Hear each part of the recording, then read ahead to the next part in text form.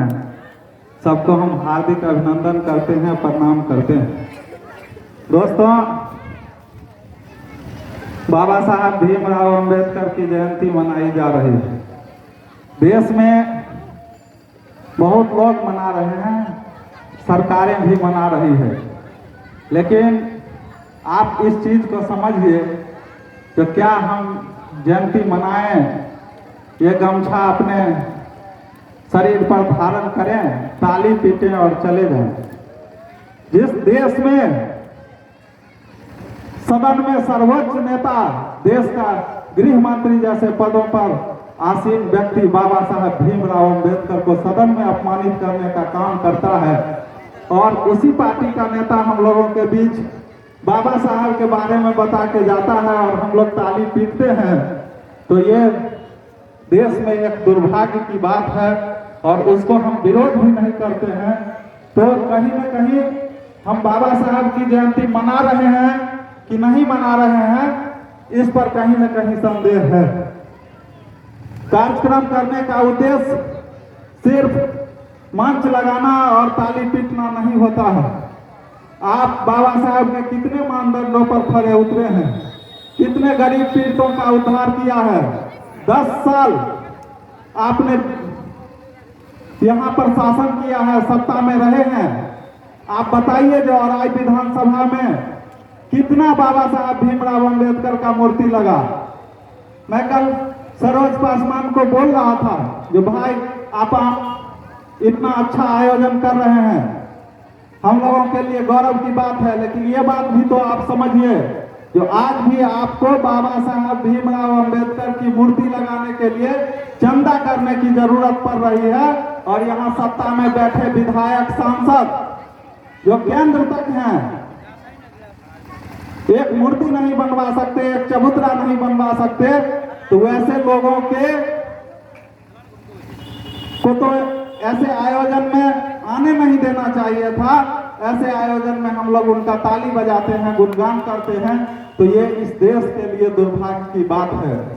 दोस्तों, हम बुद्ध की परिकल्पना करते हैं,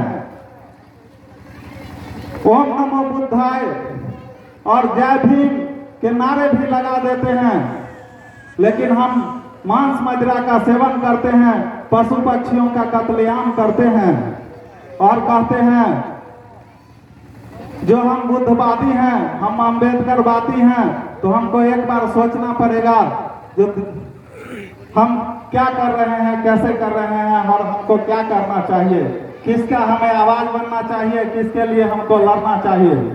और इस चीज को जब तक नहीं समझिएगा, हम लोग इसी तरह जयंती मनाते रहेंगे और सदन में हमारे बाबा साहब जो हैं अपमानित होते रहेंगे। हमको ऐसे कुचक्र के खिलाफ जो पूंजीवादी सत्ता है, जो देश को आज भी शोषित कर रही है, हमको सिखाया जाता है, हमारे बाप दादाओं को 50 साल पहले अपमानित किया, आज अपमानित नहीं कर रहा है क्या? किसी बड़े कॉर्पोरेट हाउस में आप घुस जाइएगा क्या, एक गंदा कपड़ा पहना हुआ व्यक्ति किसी आईएएस के, किसी एसडीओ के, किसी बीडीओ के चैम्बर में घुस नहीं सकता है। उसको डर लगता है कि कहीं हम जाएंगे हमको अपमानित करके भेज देगा। सत्तासीन शासन है, वोट हम लोग दे रहे हैं, लेकिन आज भी हर थाना में, परसों तो हम गए थे, गोली लगा हुआ एक व्यक्ति था और उसका FIR लिखने में थाना 10,000 रुपया लिया। हम गए तो 5,000 में किया। अब आप ये समझिए, हम लोग बराबर वोट दे रहे हैं, जिता रहे हैं, एक ही जात का शासन इस औराई विधानसभा में है। सुरेंद्र राय को जिताइए, अर्जुन राय को जिताइए, चाहे राम सूरत राय को जिताइए। और उसी यादव समाज का व्यक्ति जब औराई ब्लॉक में जाता है, कटरा ब्लॉक में जाता है, तो उससे घूस लेने का काम किया जाता है और उसको अपमानित करने का काम किया जाता है। तब हमको ये जात समझ में नहीं आता है और हम लोग हमेशा ये सोचते हैं जो अरे अपनी जात का जीतेगा। तो हम लोगों को कहीं ये देखना होगा जो हमारे जात के लिए करेगा, जो मानवता के लिए करेगा वो जीतेगा। हमारा जात का नहीं जीतेगा, हमारा धर्म का नहीं जीतेगा। हम बस से आ रहे थे परसों, हमने कहा मुखिया जी को, उस दिन मिले थे नए नए यूथ बच्चे जिसके हाथ में कलम होना चाहिए था, उसके हाथ में तलवार था। नारा क्या लगा रहा था? जय श्री राम, जय श्री राम। मानवता के लिए लड़ा था। जब बहु बेटियों का अत्याचार किया रावण ने, रावण जब बहु बेटियों को छीन के ले गया तब उसके लिए लड़ा था। खुरदंगाई के लिए ऐसे हाथ में तलवार ले लिए, कल राम से कोई मतलब नहीं है और जय श्री राम कह करके जिंदाबाद मुर्दाबाद लगा रहे हैं। तो क्या मियाँ को मार, क्या वो आदमी नहीं है?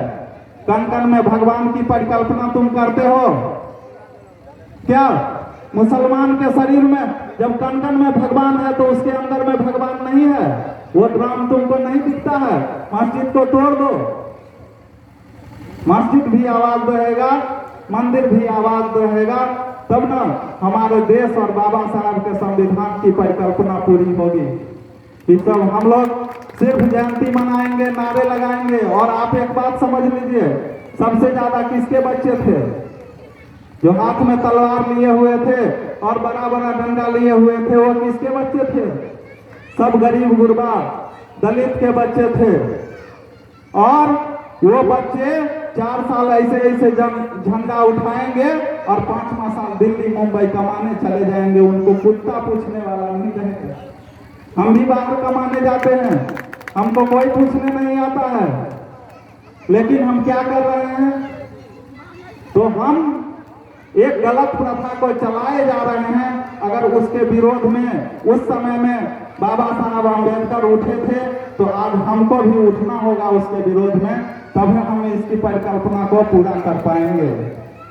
दोस्तों, आज देश में शोषित वंचित पीड़ित के लिए लड़ने वाली ताकत, एकमात्र ताकत जो हमारे नेता आदरणीय तेजस्वी यादव और लालू यादव, जो हमेशा दलित शोषित पीड़ित वंचित के खिलाफ जो भी आवाज उठा उसको दबाने का काम किया और लड़ने का काम किया। हमेशा दलित पिछड़ा को आवाज दिया। दोस्तों, 17 महीनों की सरकार रही तो 5 लाख नौकरी देने का काम किया। नीतीश कुमार जी बोलते थे कि नौकरी हमने दिया है, तो तुमने दिया है, तो फिर तुम्हारा जो 1 साल है उसमें कितना नौकरी मिला, इसका भी हिसाब दे दो। इस चीज को जब तक आप नहीं समझिएगा, मैं राजनीतिक भाषण नहीं दे रहा हूं, आप इस चीज को जज कर लीजिए जो कौन आपके मायने में खरा उतरता है,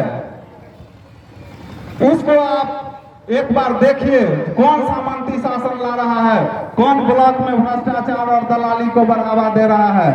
इस चीज को देखते हुए, इस चीज को समझते हुए, तब आप अगर कोई कदम उठाएंगे तो ये बाबा साहब भीमराव अंबेडकर के लिए सच्ची श्रद्धांजलि होगी।